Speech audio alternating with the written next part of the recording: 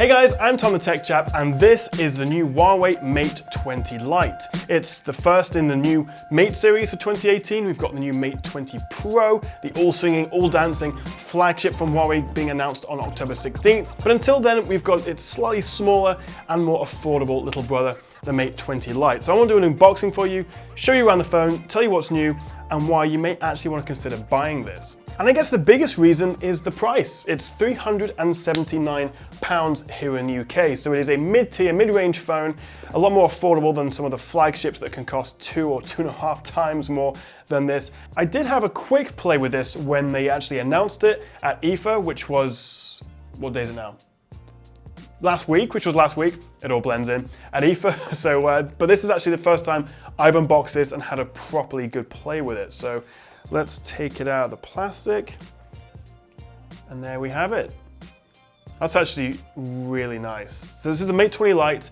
It's a notch phone, edge-to-edge display. We've got 4 cameras, 2 on the front, 2 on the back. Really, really nice in the hand. This rounded corners make you feel comfortable. It's got this glass body. Now, as the sticker on the back tells me, you can actually either have this with 2 SIM cards, it's a dual SIM phone, or 1 SIM card and a micro SD card if you want to expand the storage. So let's put the phone to one side just for a moment and see what else we get in the box. Quick charge power plug, USB-C cable, and a pair of headphones. Very, very nice, but let's get to the good stuff. Let's put this to one side, out of shot, hopefully, and move on to the phone itself. Let's take off the sticker on the back. This is always the best part of any unboxing. Ooh, yeah. Satisfying, right? Oh, that is really nice. Okay, so I've set everything up. We're on the home screen. Everything is running nice and smoothly. And let me run you through what you do actually get with the Mate 20 Lite, starting with that display, which is a 6.3-inch, taller 19.5 by 9 aspect ratio, full HD plus IPS LCD screen. So it's not AMOLED, it is IPS. It's a really, really nice screen. It actually gets super bright if you whack up the brightness to maximum. Looking around the phone, on the bottom we have a headphone jack, great to see, and a single speaker grill. There's no stereo speakers here, unfortunately, just that one there, as well as the USB-C port. We actually have no buttons at all on the left side. It's all on the right where we have the power and the volume rocker.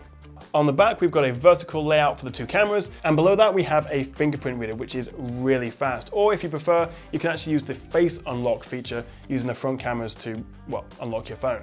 Inside, it's running on one of Huawei's own and brand new Kirin 710 processors. Now that is a more mid-range processor, especially since they've just announced the new Kirin 980, which is going to go in its bigger brother, the Mate 20 Pro, later in the year. There's a huge 3,750 milliamp hour battery inside, which is a little bit smaller than the P20 Pro, which came with a 4,000 one and had one of the best battery lives on any phone right now. But considering you do get the slightly lower power Kirin 710 in here, and it is just a bit more efficient, I think it's newer than the Kirin 970, we should be getting a good 2 days worth of battery from this, and that's something I'll definitely test in my full review.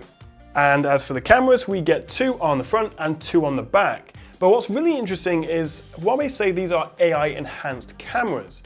And combined with the new Kirin 710 chip, which has some AI gubbins built in, and the latest EMUI 8.2 software built on Android 8.1, AI, artificial intelligence, is built right into this phone, and that actually has a big impact right across the phone, from better battery life. It knows how to optimize the allocation of resources and knows your patterns of use, so it's got apps ready to go when you need them, while also not powering apps that you're not using as much. There's a few little cool things like AI smart assisted shopping, so you can double tap on a photo and it can help you with buying information on it. But I think really it's the cameras where the AI makes the biggest difference.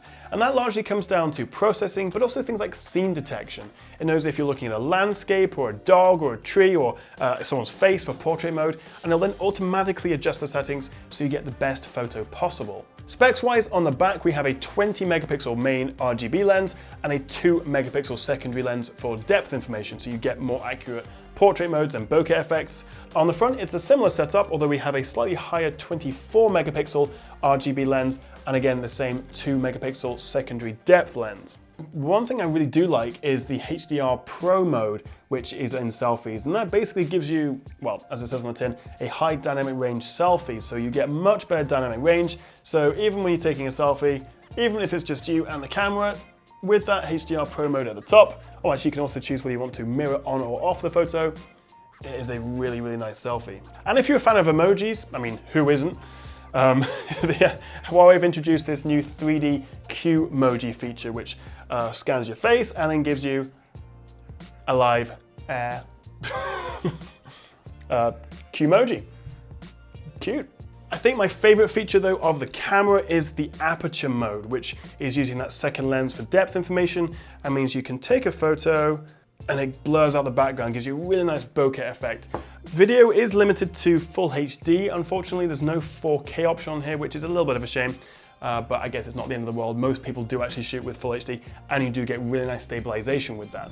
First impressions are, it is a beautiful phone, really, really nice to hold. I'm really interested to see how that 710 processor, along with that massive 3,758 mAh battery, gives you in terms of battery life. I suspect we'll get a good 2 days out of this. So for £379, what do you reckon? Would you consider buying one of these? Let me know what you think of the Mate 20 Lite in the comments below. Stay tuned for a full review. I'll be making more videos on this phone, as well as, of course, the Mate 20 Pro when it launches later in October. But for now, let me know what you think in the comments. Thank you so much for watching, guys. Do click that like and subscribe button below if you want to see more unboxing videos from me. I'll see you next time right here on the Tech Chat.